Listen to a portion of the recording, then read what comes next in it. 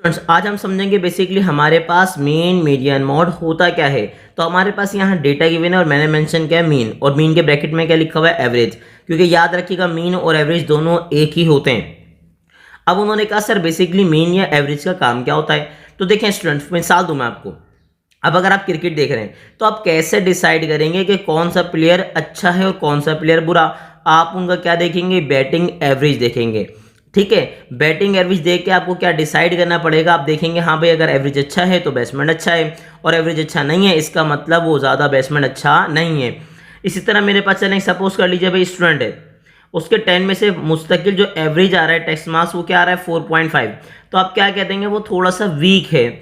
लेकिन इसी तरह अगर एक और स्टूडेंट से उसका जो एवरेज आ रहा है 10 में से वो कितना आ रहा है 8.5, तो आप क्या कहेंगे, वो स्टूडेंट पढ़ाई में थोड़ा बेहतर है।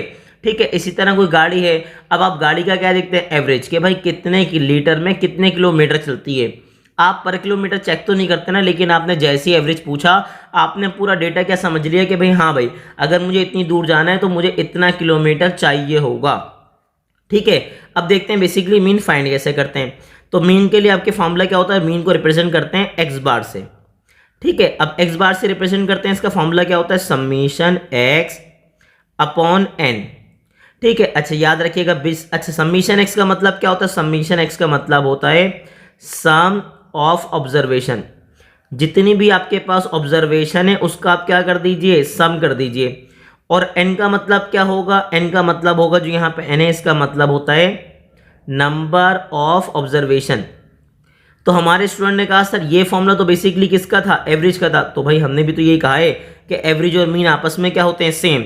अब समीशन एक्स का मतलब है सारे एक्स का क्या कर देंगे सम, यानी कि क्या बनेगा 6 + 4 + 2 + 3 + 1 + 0 और साथ में क्या आ जाएगा +4 डिवाइड बाय एन। अब एन कितने काउंट कीजिए 1 2 3 4 5 6 7, तो 7 से मैं क्या करवा दूंगा डिवाइड।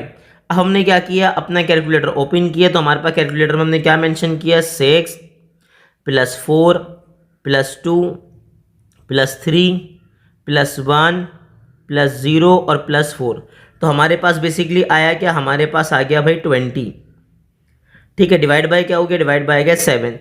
तो अब अपने आंसर को डिवाइड कीजिए, क्या कर रहे हैं हम डिवाइड कर रहे हैं। तो जैसे ही हमने डिवाइड किया तो हमारे पास क्या है भाई, हमारे पास आ गया, बताएं भाई क्या आया, हमारे पास आया 2.857 और यही हमारा क्या हो जाएगा आंसर।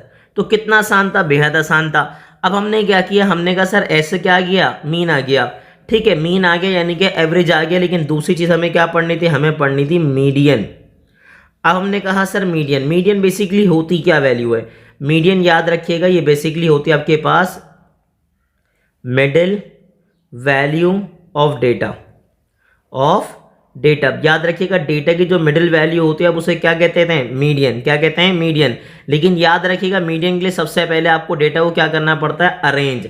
यानी कि मैं कैसे स्टार्ट करूंगा, असेंडिंग ऑर्डर में स्टार्ट करूंगा। मैं मेंशन करूंगा सबसे पहले 0, मैंने मेंशन किया क्या 0, फिर मेंशन किया 1, फिर मेंशन किया क्या 2, 2 के बाद 3।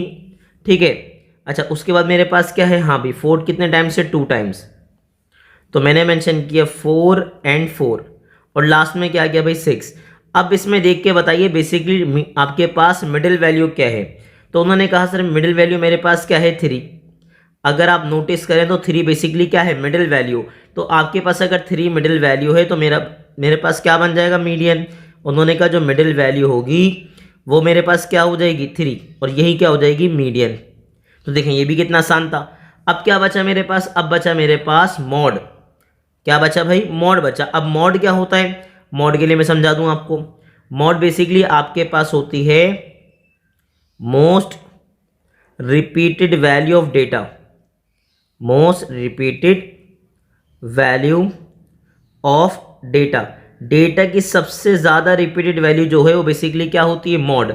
अब देख के बताएं, आपके पास क्वेश्चन था इसमें सबसे ज़्यादा रिपीट कौन हो रहा है, तो उन्होंने कहा सर सबसे ज़्यादा रिपीट हो रहा है 4। इसका मतलब मेरे पास मॉड क्या बन जाएगा, उन्होंने कहा सर मॉड मेरे पास आ जाएगा 4। अच्छा एक और बात मैं समझा दूं, याद रखिएगा आपके पास सवाल में समटाइम ऐसा हो सकता है कि वैल्यू रिपीट हो तो आपने लिख दिया मॉड, लेकिन अगर कोई भी रिपीट नहीं हो तो आप क्या मेंशन कर देंगे, आप मेंशन कर देंगे नो मॉड। ठीक है, no mode in the data. तो कितना आसान था, बहुत बहुत आसान था। मुझे पूरी उम्मीद है कि आपको मीन मीडियन मोड का कॉन्सेप्ट प्रॉपर्ली समझ आ गया होगा। ऐसी इन्फॉर्मेटिव वीडियोस देखने के लिए हमारे चैनल को लाइक करें, सब्सक्राइब करें और ज़्यादा से ज़्यादा शेयर करें।